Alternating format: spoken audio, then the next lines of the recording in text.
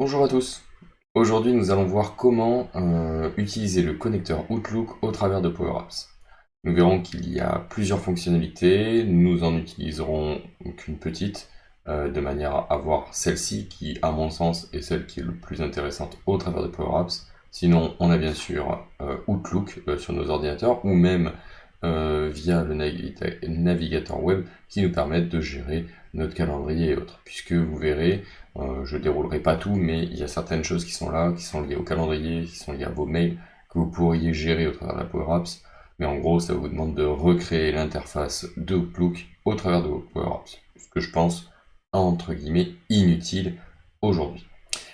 Donc, on va basculer sur l'écran. Je vous ai préparé donc une petite application, un peu comme si on était en train de créer un mail, hein, donc c'est-à-dire avec des destinataires, de la copie cachée, donc BCC, hein, mais ça pourrait être CCI, l'autre je sais plus comment c'est, mais voilà. L'objet, où vous allez mettre un objet de votre mail, un corps de mail que j'ai utilisé avec le Rich Text Editor. Et sur la partie de droite, j'ai utilisé une galerie donc, où on va retrouver les données avec lesquelles se sont amusés Rudy Hayes, bien sûr, mais on va surtout pouvoir s'amuser à créer en fait un tableau qu'on va ajouter dans notre corps de mail. Mais voilà, on va regarder tout ça ensemble et ça va vous permettre de mieux le comprendre. Alors, j'ai créé deux boutons de mail. C'est vrai que je les ai pas renommés ici, enfin renommés complètement. Bouton 1, bouton 2, ok. Alors celui-là, je vais le nommer envoi mail V2, puisque du coup c'est celui-là. Et celui-ci, envoie mail, hop là, V1. Alors aujourd'hui, entre les deux, clairement, j'ai envie de dire utiliser le V2 au lieu du V1, c'est peut-être le mieux, surtout si vous allez faire du HTML, ça sera plus propre. Si vous savez pas en faire, vous pouvez utiliser l'un ou l'autre, mais même si vous en savez même pas faire de HTML, utilisez le V2, ne vous embêtez pas avec le V1. On va rentrer dans le détail du coup de la formule. Alors, pour faire simple, on va se garder ceci un peu caché, hop là, et on va recommencer à taper Office, voilà, Outlook. Et comme vous voyez, avec Office 365, alors je vais quand même marquer ça, comme ça va me limiter les entrées, on n'aura pas plus que ça. Donc on va pouvoir, très certainement, au travers d'une Power App, si on le souhaite, supprimer un élément dans un calendrier. Donc on a la possibilité de le faire en V1 ou en V2. Je ne les connais pas, je ne les utilise pas parce que pour moi, on a une boîte mail et la Power Apps n'est pas là pour faire ça. Mais si jamais j'essaierai de faire une petite vidéo là-dedans, vous avez la possibilité de gérer vos contacts aussi au travers d'une Power App, de supprimer un mail, de mettre un drapeau sur un mail. Vous allez pouvoir faire justement l'option forward qui est transférée, hein, marquer les éléments qui sont lus. Alors là, il y a même du V3, j'ai jamais utilisé. Reply, donc ça c'est le répondre. Ça c'est répondre à un événement. Donc là, on peut peut-être à un moment avoir de l'utilité si on crée un événement et on peut peut-être envoyer justement notre réponse à travers la Power Apps. Ça, je l'ai pas encore fait, mais on verra peut-être un de ces jours dans une vidéo. Vous allez retrouver donc le Send Email et le Send Email V2, c'est ceux sur lesquels on va s'attarder aujourd'hui. Et après, vous allez retrouver en gros tout ce qui vous permet de récupérer les contacts, de récupérer des éléments du calendrier, d'exporter un email, de récupérer les pièces jointes. Enfin, j'en passe et de meilleur. Vous allez retrouver un peu tous les éléments. Vous allez pouvoir même faire du déplacer en fait dans vos emails. Vous pouvez même amener une approbation. Alors, je l'ai pas encore utilisé, donc je vais pas trop m'avancer là-dedans. Et comme vous voyez, on va pouvoir get item en V2, en V3, en V4, si je dis pas de bêtises, voilà. On a pareil, on va pouvoir faire du patch des items, donc on va pouvoir modifier des éléments au travers de cet élément. Je ne sais pas, juste donc aller send email. Donc voilà, hein, vous tapez le début en fait de votre fonction, hein. Donc nous c'est send email et automatiquement il va vous proposer ce que vous voulez. Donc c'est aussi ça qui est sympa avec cette nouvelle barre, hein, même s'il y a d'autres endroits où ça sera embêtant vis-à-vis de la barre, comme on peut le voir aujourd'hui. Donc là, si imaginons je prends donc send email, vous voyez, je ne peux plus agrandir la barre. ce qui est pas cool, hein, on se le dit. Hein. Maintenant, si on veut agrandir la barre, on peut l'agrandir de comme ça, et on peut développer la barre de formule jusque là. Voilà, bon, je trouve pas ça très très utile, c'est pas tip top. On verra, peut-être qu'il y aura des changements dans un avenir futur ou pas. Enfin voilà. Et du coup, on va pouvoir dérouler notre fonction send email. Donc comme vous voyez, send email, comme d'habitude, vous allez avoir donc tout, donc qui veut dire à qui je vais envoyer le mail. Donc là, on peut s'imaginer qu'on pourrait déterminer, donc forcément, moi je vais mettre destinataire.texte, hein, puisque du coup j'ai créé une entrée de texte pour ça. On va avoir la possibilité d'y fournir un objet, donc là moi c'est pareil, hein, objet.text. On va passer du coup au body qui est le corps du mail, et donc là je vais lui dire d'aller attraper le corps.text. Et là quand je vais faire point virgule, en gros une batterie de possibilités s'ouvre à moi, c'est-à-dire tout ce que l'on va pouvoir écrire comme possibilité dans notre mail. Donc vous allez retrouver donc le from, donc que ce soit avec send email ou avec send email v2, vous pourrez envoyer en tant que. Alors à l'époque c'était justement la différence qu'il y avait entre le send email v1 et le send email v2. Bon, le from du coup est présent maintenant. D'ailleurs en plus je me suis trompé là, hop là, HTML texte.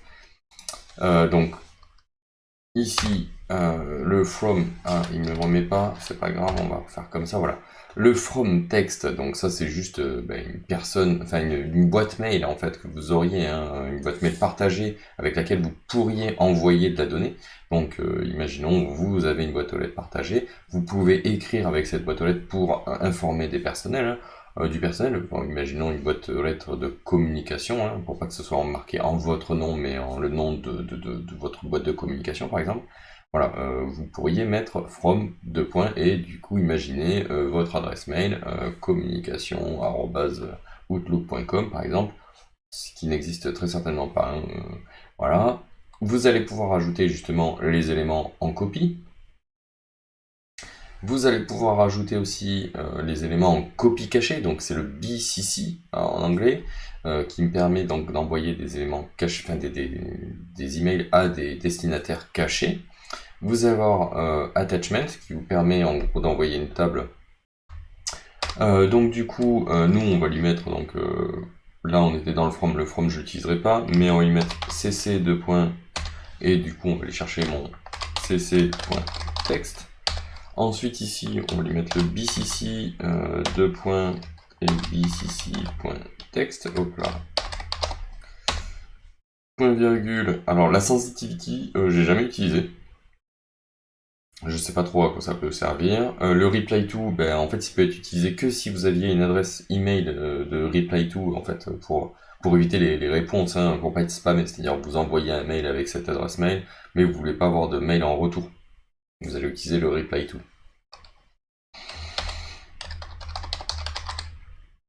L'importance, du coup, ici, l'importance, vous allez pouvoir la graduer en fait en 3 niveaux, hein, high, low ou normal. Donc moi j'aurais mis high, normal et low, mais bon, ils l'ont écrit comme ça puisque je pense que c'est dans l'ordre alphabétique. Du coup, là on va lui mettre un high juste pour que on voit la différence. Je vais y arriver, très bien. Et bien sûr, alors lorsqu'on est justement avec le send email V2, enfin send email basique, on est obligé de faire cette petite précision isHTML, et là c'est du booléen, il faut lui mettre true. C'est-à-dire qu'il va interpréter votre corps de mail comme du texte HTML. Plutôt intéressant, surtout quand on utilise, comme moi, on va dire une entrée de texte qui est du Rich Text Editor, où du coup là on va avoir de la donnée HTML derrière. Donc on va se faire un tout petit test basique, hein. Destinataire. Alors je vais récupérer l'adresse mail que j'ai là, je crois. Je sais pas comment je fais, mais si je dois l'avoir comme ça. Ok, je vais aller la récupérer là, ce sera très bien. Hop là. Je reviens ici, je vais coller cette adresse mail ici, comme ça je vais envoyer un email à cette personne-là. Alors je vais rien mettre en copie et en copie cachée, justement pour vous montrer que si c'est pas rempli, ça ne bloquera pas l'envoi de mail. Test d'envoi d'un mail depuis, hop là, depuis ma Power Apps. Alors après on peut s'imaginer avoir un corps plus long, hein, mais enfin un objet plus large pour qu'on voit plus, mais bon, on va pas s'embêter, là c'est déjà très fonctionnel. Donc ici on va faire un bonjour, bonjour, je t'envoie, hop là, je t'envoie cet email depuis ma Power Apps. L'as-tu reçu? Enfin, l'as-tu reçu? Je vais essayer de mettre les bonnes lettres. Reçu. Et là, on peut s'imaginer, du coup, écrire en plus directement peut-être notre signature. Hein. Donc, du style... je vais faire ça autrement. On va laisser comme ça. Hop là, ici, déjà je vais changer quelque chose parce qu'on ne voit pas. Donc ça c'était un aperçu, j'ai utilisé tout à l'heure l'autre jour pour que justement ça soit plus propre pour le voir. Voilà, je vais le mettre comme ça. Peut-être qu'on pourrait plutôt faire ça. Je vais le laisser en noir par exemple. Par contre, je vais lui mettre blanc en fond. Voilà. Puisqu'en fait, dans ce corps, hein, je me suis justement amusé à mettre bonjour, je t'envoie un et le reste derrière. Donc, on va faire ça assez facilement. On va rajouter dans notre aperçu, en fait, les données qu'on nous souhaiterions. Hop là. Ah oui, c'est vrai que cette barre de formule est un peu longue. Voilà, et donc on a notre corps HTML qui est là. Très bien. Et on peut se dire que dans tous les cas, on va rajouter, hop là, alors c'est du B, tac, tac, BR, tac, BR, et ici, on va faire ça, et on va faire user, tac, tac, full name. Ce qui fait qu'automatiquement, je vais me retrouver avec mon adresse mail, mon blaze à la fin de mon email, donc un peu comme si c'était ma signature. Donc on aurait très bien pu s'amuser à se dire que là, on y mettait un petit cordialement, virgule, et automatiquement, on va se retrouver avec une petite signature. Donc dans cet email, moi j'avais rajouté la possibilité de dire que si je faisais ça, ça allait me créer un joli... je vais enlever ça, ça mieux. Ça allait me créer un joli tableau et comme ça allait envoyer ces éléments-là à la personne que j'ai désigné comme destinataire. Donc je fais envoyer, hop là, alors j'ai mis aucun reset, hein, donc comme ça tout reste et comme ça justement je peux faire le test avec le V1, avec le V2. Hop là, donc là il y a un mail qui a été reçu, comme vous voyez bien, c'est bien envoyé de moi. Du coup, hop là, on retrouve l'information. Alors, comme vous avez vu, on n'a pas notre tableau. Pour quelle raison? Pour la simple et bonne raison que quand j'ai paramétré celui-là, j'ai mis corps de mail ici et pas aperçu. Du coup, je vais retaper aperçu. Hop là, ce sera plus joli. Je vais faire play et je vais renvoyer le mail. Voilà. Et comme on va le voir ici, on a de suite notre tableau qui est envoyé. Donc c'est plutôt intéressant et puis assez simple à paramétrer comme vous avez vu. Hein. Maintenant je vais faire un deuxième test, enfin troisième du coup, mais je vais faire un petit test tout bête. C'est ici, je vais lui dire, je vais enlever le HTML. Je sais pas du tout comment ça va fonctionner. Je sais pas ce qu'il va réagir. Je sais même pas s'il va y avoir un envoi de mail. On va voir. Envoi, ok, et ici je reçois, voilà, et bien sûr, et bien là on va retrouver le code HTML permettant d'écrire notre email. Donc vous voyez, c'est la différence en fait avec le email et l'email V2, c'est que là, je suis obligé de lui stipuler, au travers d'un booléen forcément, que je veux qu'il interprète du HTML. Hop là.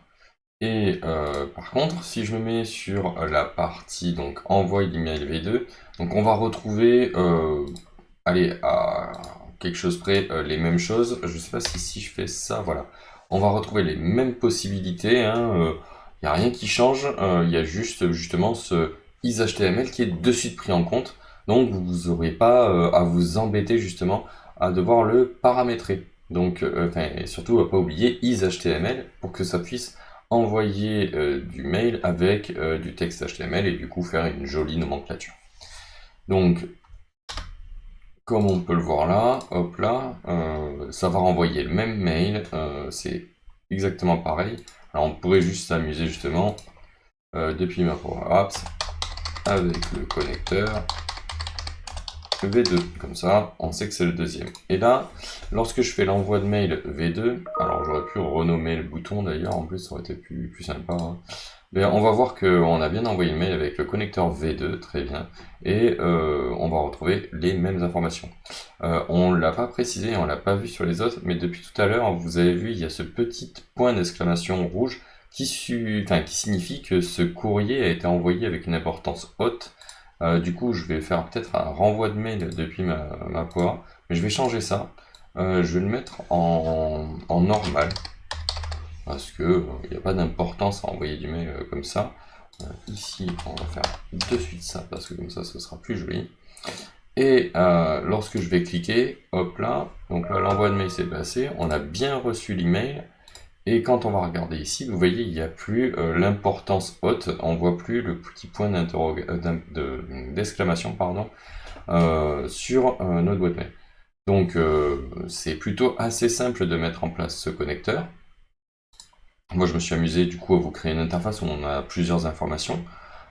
J'ai aussi géré l'installation là du coup de mon tableau en disant voilà, si bien sûr j'avais des éléments qui avaient été sélectionnés et que c'était supérieur à 0, on allait prendre corps de HTML, enfin corps HTML texte, et on allait rajouter ma table, d'accord. Et ma table, je l'ai montée de manière à ce que je vais avoir une partie header en fait de cette table, et ensuite justement tout mon tableau qui va être fait au travers d'un concat en filtrant les éléments qui ont été sélectionnés et en remettant du coup le titre, la localité, le secteur public-privé, voilà, et on ferme la table. Automatiquement, ça m'a permis de générer ce joli tableau assez basique, mais qui me permet de vous montrer en gros les possibilités d'envoyer un tableau dans un email et au travers d'une Power. Alors je ne l'avais pas montré au tout début, il faut aller dans la partie connecteur ici, ajouter des données, et dans le connecteur, vous allez retrouver Office 365 Outlook. Vous ajoutez ce connecteur là, et à partir de là, vous pourrez gérer vos envois de mail.